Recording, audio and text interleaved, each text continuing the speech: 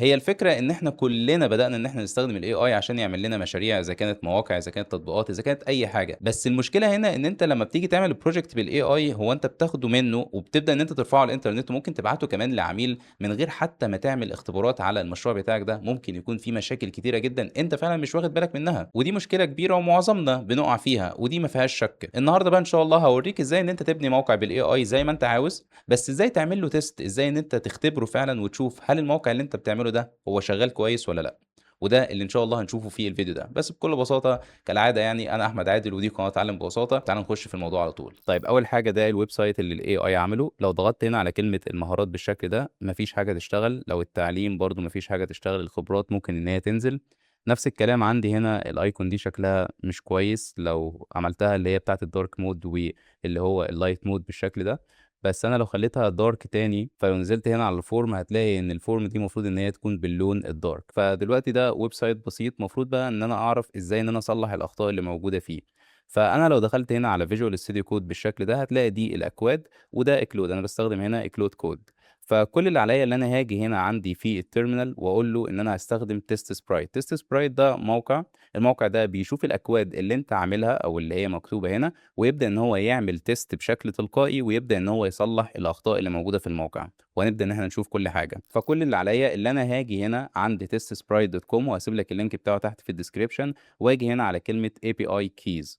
فلو ضغطت هنا على كلمة new API بالشكل ده وأسميه أي اسم، ممكن أسميه CV بالشكل ده وأدوس هنا على كلمة create، فالمفروض إن هو يظهر لك هنا الAPI key. طبعًا ده ما ينفعش إن أنت تورّيه لحد، كل اللي عليك إن أنت هتنسخه بالشكل ده وتحفظه في مكان معين، مثلًا على notion أو على ملف word أو أي حتة، المهم إن أنت تنسخه بس وتدوس هنا على كلمة close بالشكل ده، وتيجي هنا على Visual Studio Code بالشكل ده على المشروع اللي أنت عامله. لو تلاحظ ده المشروع وده الterminal، ممكن إن أنت تدوس على control مع حرف الزال عشان تبدأ إن أنت تفتحه بالشكل ده. كل اللي عليك بقى إن أنت تكتب له الأمر ده npm install وبعد كده علامة الماينس حرف الG وتقول له علامة الat، تكتب test sprite وبعد كده تقول له test sprite -CLI. الCLI ده عبارة عن إيه؟ عبارة عن test sprite دلوقتي بقى يقدر إن هو يشتغل على الterminal. فأنا لو ضغطت enter بالشكل ده، هيبدأ إن هو يعمل لي installation لtest sprite. دلوقتي هو عمل installation لtest sprite في المشروع بتاعك، يبقى دي أول خطوة. إحنا عملنا خطوتين بس، خدنا الAPI من testsprite.com وعملنا installation دلوقتي لtest sprite. وطبعًا هاسيب لك كل الأوامر دي تحت في الdescription، وكمان هاسيب لك الريبو الخاصة بtest sprite اللي هو إزاي تستخدم test sprite كCLI، هاسيب لك الريبو اللي هي موجودة على GitHub. طيب بعد كده المفروض أعمل إيه؟ كل اللي عليّا اللي أنا هاقول له test sprite init. يعني إيه؟ يعني شغّل لي بقى test sprite وأدوس enter. هيبدأ إن هو يقول لي هات لي الAPI key اللي إحنا عملناه لو فاكر. فأنا كل اللي عليّا اللي أنا هادوس control V بالشكل ده. ليه؟ لإن أنا كنت واخده نسخ من test sprite، فأنا اديته دلوقتي الAPI key. كل اللي عليك إن أنت هتدوس enter. طب هو دلوقتي خد الAPI key بتاعي وقال لي إن أنت تقدر تrun الtest sprite على cursor وعلى antigravity وعلى Claude وعلى أي AI agent موجود عندك. فالمفروض دلوقتي الخطوة اللي بعد كده إن إحنا نعمل مشروع، المشروع ده يكون على test sprite خاص بالproject بتاعنا ده. نعمله إزاي؟ الموضوع بسيط، كل اللي عليّا اللي أنا هاقول له test sprite project create، يعني داخل test sprite اعمل لي project create وبعد كده تقول له dash dash الtype بتاعه إيه، يعني نوع الproject بتاعك إيه. فطبعًا إحنا عندنا back end وعندنا front end، فأنا الproject بتاعي دلوقتي front end، فهاقول له طيب front end بالشكل ده وبعد كده أقول له dash dash name يعني إيه، سميه بقى أي اسم زي ما أنت عاوز. فأنا ممكن أقول له بين علامتين تنصيص كده CV website. طب بعد كده أقول له إيه بقى يا كبير، أدّي له رابط الموقع بتاعك. طبعًا لازم الموقع بتاعك أو الproject بتاعك يكون موجود live، يعني موجود أي حد يقدر يشوفه على الإنترنت يعني، عشان تقدر تخلّي test sprite يبدأ إن هو يعمل له testing أو إن هو يصلّح الأخطاء اللي موجودة فيه. طب إزاي بقى ترفع الموقع بتاعك على استضافة مجانية مؤقتًا لحد ما ترفعه على استضافة حقيقية مثلًا وليكن باستخدام Hostinger أو أي استضافة زي ما أنت عاوز؟ كل اللي عليك إن أنت تدخل على الموقع ده، برضه هاسيبه لك تحت في الdescription، وتدوس هنا على كلمة add new project وبعد كده ترفع الملفات بتاعتك. فأنا لو تلاحظ لو دخلت هنا كده هتلاقي دي كل الملفات بتاعتي، فكل اللي عليك إن أنت هتعلّم عليهم بالشكل ده وتدوس كليك يمين وبعد كده تدوس هنا على كلمة compress وبعد كده تخلّيها ZIP file. فهتلاحظ إن هو عمل لك أو ضغط كل الملفات دي كindex.zip. فكل اللي عليك يا باشا إن أنت تمسك الملف ده كده وترميه هنا، حلو؟ بعد ما رميته هنا هو هيعمل uploading لكل الملفات أو هيرفع كل الملفات اللي عندك. فهتلاحظ إن أنا لو ضغطت بس على اللينك ده هتلاقي الموقع بتاعي موجود، يعني أي حد معاه اللينك ده يقدر إن هو يشوف الموقع ده. بس في ملاحظة هنا إن الاستضافة دي ما بترفعش غير HTML وCSS وJavaScript، يعني ما بترفعش Laravel، ما بترفعش فكرة PHP، ما بترفعش الكلام ده كله. فيعني دي نقطة برضه، إلا إذا بقى أنت كنت عامل موقع حقيقي فعلًا وعاوز إن أنت تعمله على استضافة زي Hostinger، فيقدر TestSprite ياخد الموقع بتاعك ده ويشغّله عادي وتبقى زي الفل. لو أنت بقى عايز تعدّل الاسم بتاع الموقع بتاعك، فكل اللي عليك إن أنت تدوس هنا على كلمة الquick setup وتيجي هنا تسميه أي حاجة، ممكن أسميه وليكن CV website. بس هي ممكن يقول لك إن الproject name ده مش available يعني أو مش متاح، فأنا ممكن أسميه أي اسم حاليًا وأدوس هنا على كلمة update project name وبعد كده أدوس هنا على كلمة finish letter. فلمّا أضغط على الموقع ده تاني، هتلاقي إن بكل بساطة أهو الموقع فوق كده ده اسم الموقع. إحنا المفروض بقى نمسك الlink ده ونروح تاني على الterminal عندنا، فهاقول له -URL.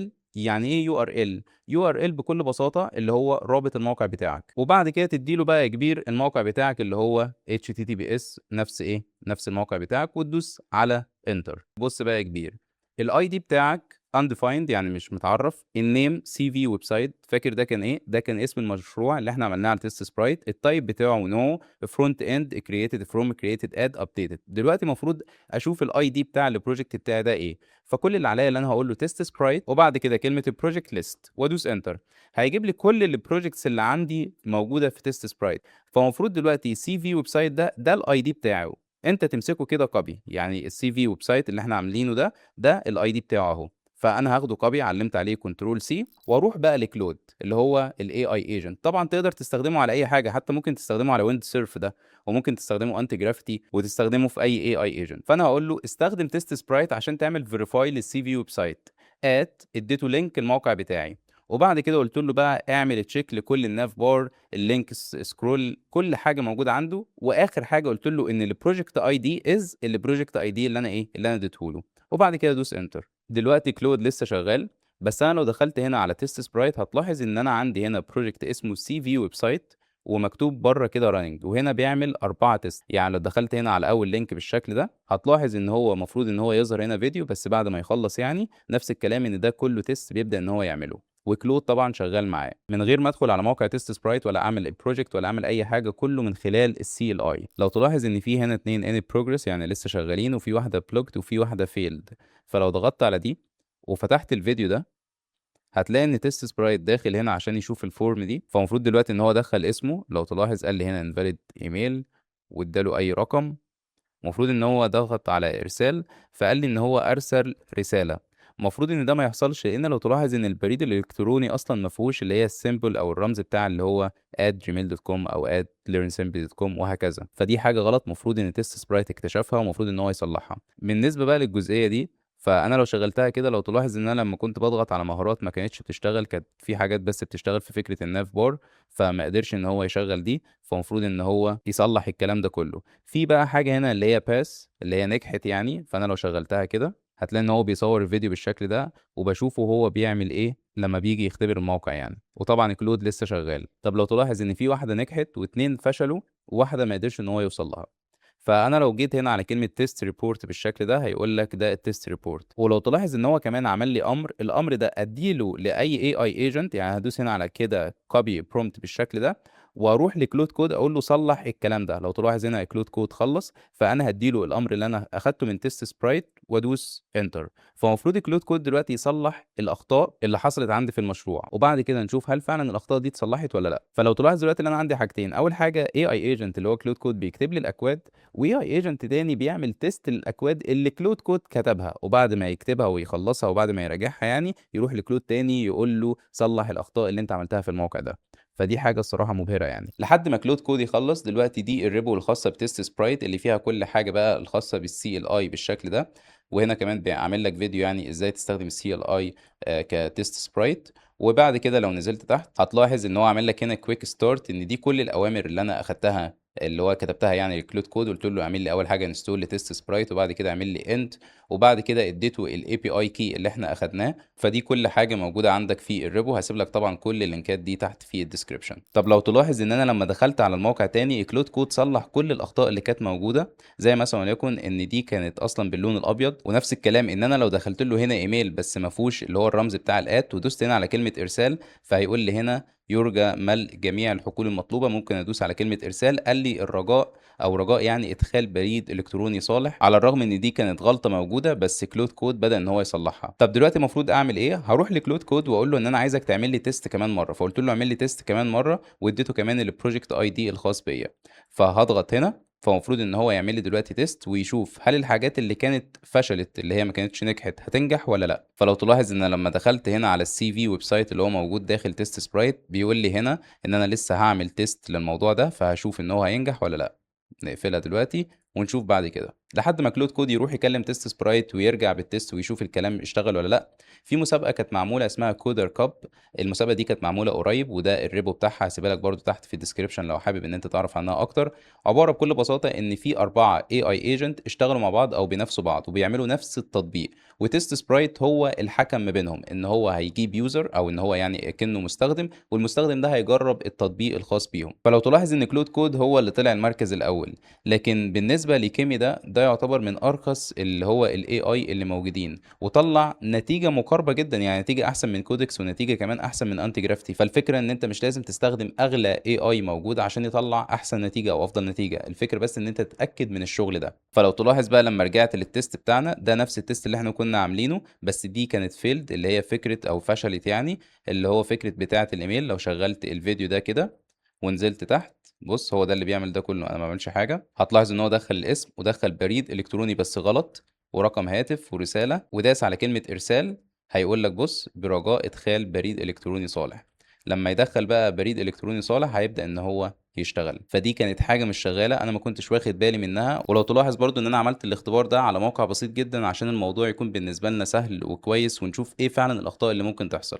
فأنا عملت إيه، أنا بكل بساطة أول حاجة أخدت الAPI من test sprite، عملت يعني project وأخدت الAPI منه.